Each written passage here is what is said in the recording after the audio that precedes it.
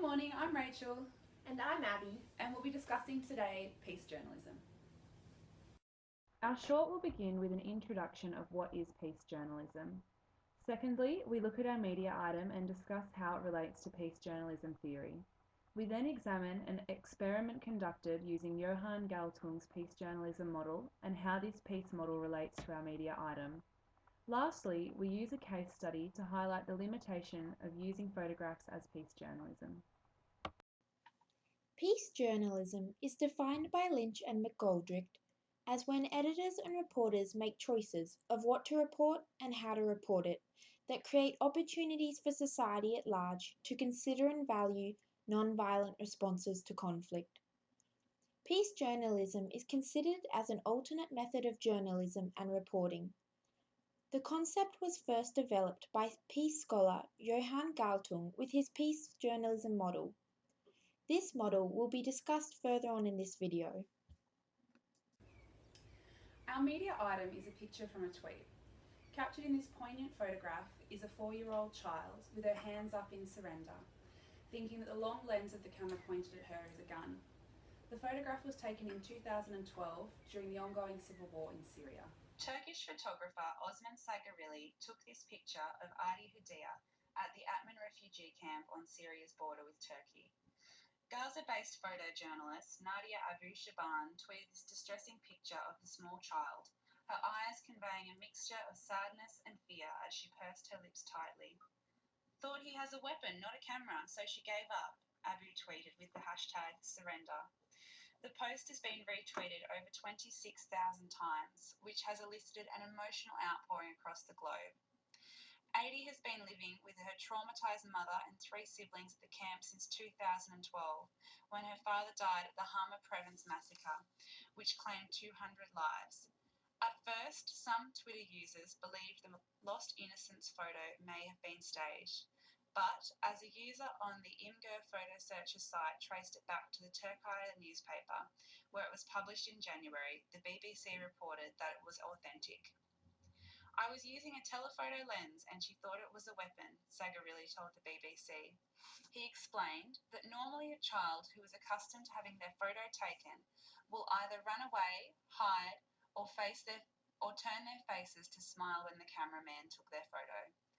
It wasn't until after he examined the picture that Sagarilli thought that he realised the subject was terrified because she had seen so many weapons in her young life that the camera became a weapon in her mind.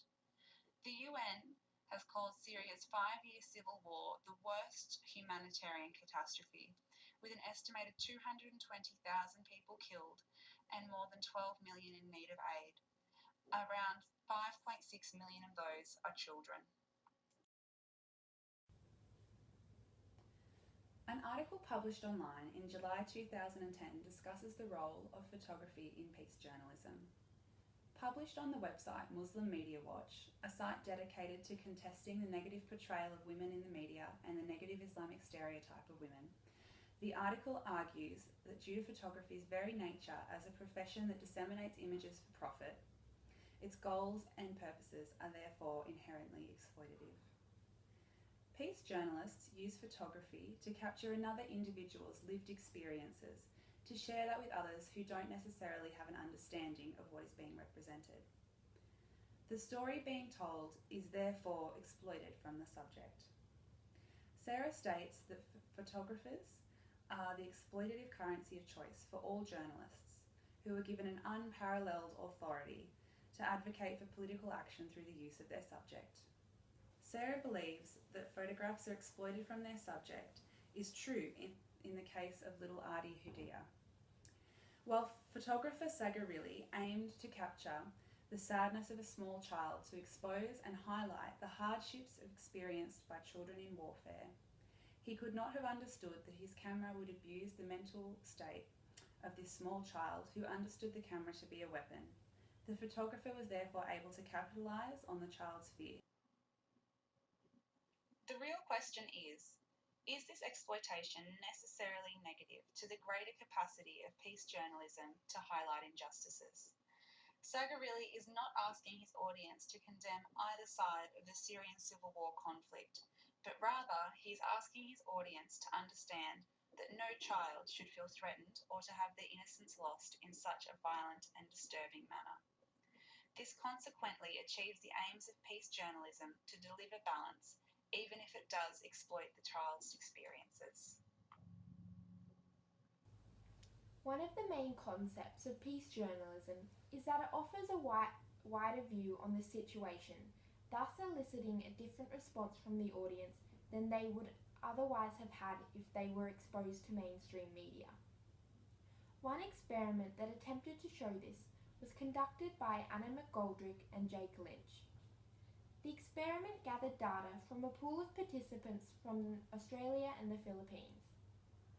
The data consisted of participants' responses to television news they watched that was coded as war journalism and television news that was coded as peace journalism. The headings were adapted from Johan Galtung's original piece model by Shinar. Johan Galtung is a Norwegian professor and author who is widely regarded as the father of academic peace research. His pioneering and continuing efforts have greatly contributed to inspiring the creation of peace and conflict resolution academic programs in universities throughout the world. Johan Galtung used headings to define peace journalism. The first one was that it explored backgrounds and contexts of conflict formation and presented causes and options on every side so as to portray conflict in realistic terms, transparent to the audience. The second was that it gives a voice to the views of all rival parties, not merely the leaders of two antagonistic sides. The third was that it airs creative ideas from any source for conflict resolution, development, peacemaking, and peacekeeping. The fourth was that it exposes lies and cover-up attempts and culprits on all sides, and reveals excesses committed by and suffering inflicted on people of all parties. The fifth was that it pays attention to peace stories and post-war developments. Using these headings as framework, 2 television bulletins were made in a format familiar to the viewers. One story was coded as war journalism and the other as peace journalism. One way the coding was developed was through content analysis, which meant that existing news content in their respective countries were analysed so that the experiment's news bulletin contained recognisable idioms, allowing the peace journalism bulletin to be pitched to the audience. Secondly, critical discourse analysis was used as the news bulletins and journalism in general contained many different levels of meaning, such as those derived from the audience's meaning making. The conclusions of this experiment were that watching the peace journalism bulletin made people feel less angry and fearful, and more hopeful and empathic. The viewers of peace journalism were also less inclined to apportion blame to one side, and more likely to think about cooperative solutions to the problems presented. When looking at how the photo of the Syrian boy relates to peace journalism, we will look at the headings used in the experiment by Lynch and McGoldrick. The image by itself does not provide enough information to apply to headings 1 and number 5, but can apply to the others. Number 2 states that peace journalism gives voices to all parties involved in the conflict. The image of the Syrian boy represents a few voices involved in the conflict, the first being children. Children are often considered to be helpless and innocent in war conflicts, which are thoughts that will come to mind when looking at the image of the boy. But what the photo has done has given the attention to the child's side. The image pays witness to the boy's suffering. Furthermore, a child is not considered to be on a particular side or party. They are victims to the whole conflict. The photo of the boy was taken at a refugee camp, thus the group, refugees, are also represented. Number 3 can be applied to the photo as it was first revealed to the public through Twitter, which is a prominent social media tool in sharing news quickly and globally. The photo contributes to peace journalism in that the simple fact that the boy thinks the camera is a gun reveals the fear that has been caused by the conflict. Number 4 applies to the image as it reveals the suffering inflicted on the boy and, in effect, the group he represents in the conflict, children and refugees. Thus, the photo could be considered to be peace journalism through the headings outlined by Shinar in the revised version of Galtung's peace journalism model. Although it has been concluded that the image of the Syrian child does constitute peace journalism, it is important to look at some of the limitations. One challenge of using photographs as examples of peace journalism is that the photograph's context is not available and therefore the photograph's meaning is open to manipulation.